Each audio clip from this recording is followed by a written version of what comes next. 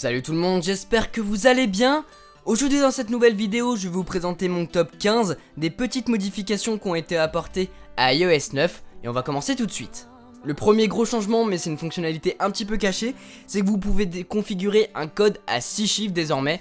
Donc lorsque je vais sur mon écran verrouillé et que je slide, désormais j'ai un code à 6 chiffres. Petite nouveauté aussi, lorsque vous avez une notification et que vous déverrouillez votre appareil, hop, il y a une nouvelle animation.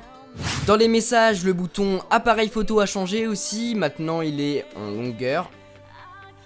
Comme ceci, vous avez accès à l'appareil photo et à des vidéos rapidement. Donc c'est une petite nouveauté, mais c'est toujours sympa à noter. Dans l'application photo aussi, vous pouvez sélectionner des photos juste en appuyant. Donc avant, il fallait appuyer une par une les images pour pouvoir les sélectionner. Maintenant, vous drag and drop et vous pouvez sélectionner plein d'images. Dans l'application Notes, vous pouvez créer des groupes aussi et ça c'est plutôt sympa. Donc par exemple, je veux faire un groupe des nouveautés. Hop, j'ai juste à sélectionner les notes que je veux mettre dans les nouveautés et c'est bon. Et vous avez aussi une catégorie qui s'est rajoutée par défaut, c'est les notes qui ont été supprimées. Dans les notifications, vous pouvez regrouper celles-ci par groupe. Donc par exemple, vous pouvez regrouper tous les jeux d'un coup. Et ensuite, vous pouvez enlever toutes les notifications d'un seul coup de tous ces jeux-là. Mais si vous voulez les réactiver, vous n'avez pas à les faire une par une. Vous avez juste à activer le groupe. On reste dans le centre de notification et lorsqu'on le descend, on a un nouvel onglet qu'on peut rajouter. C'est les batteries. Donc dans celui-ci, vous pouvez voir la batterie de votre iPhone ou de votre Apple Watch. Donc comme ça, pas obligé d'aller check la batterie de celle-ci si elle est loin de vous.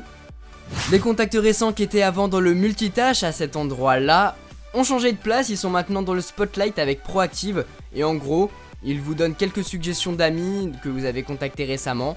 C'est pas très complet, il n'y a pas les contacts favoris par exemple, mais bon, on les a quand même.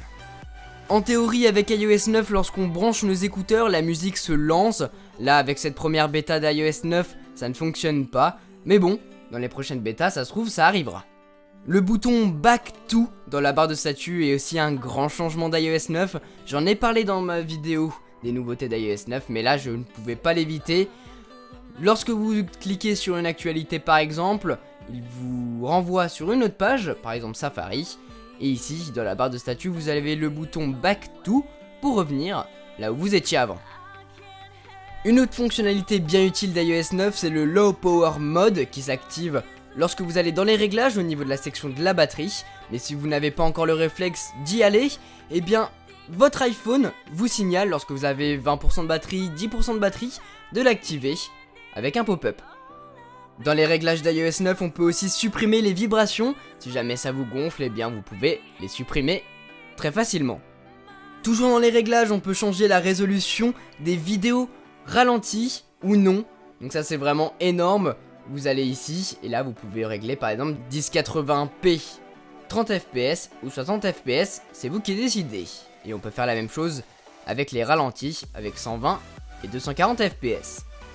Dans les réglages généraux, on peut attribuer une fonction au bouton latéral qui sert soit à couper le son, soit à verrouiller la rotation, en gros comme sur notre iPad, et ça marche plutôt bien. Déverrouiller, verrouiller, déverrouiller, on coupe le son, on ne coupe pas, c'est comme vous voulez. Autre fonctionnalité qui a fait son apparition, et ça sera la dernière, c'est CarPlay qui a fait son apparition dans les réglages. Donc ici, vous pouvez voir les voitures disponibles via une liste, et vous pourrez activer CarPlay. Voilà sur ce top 15 des petites modifications qui ont été apportées autour d'iOS 9. Si vous voulez voir les grosses modifications, la vidéo sera dans la description. En tout cas, j'espère que cette vidéo vous a plu. Nous on se retrouve très bientôt pour une prochaine. Tchou!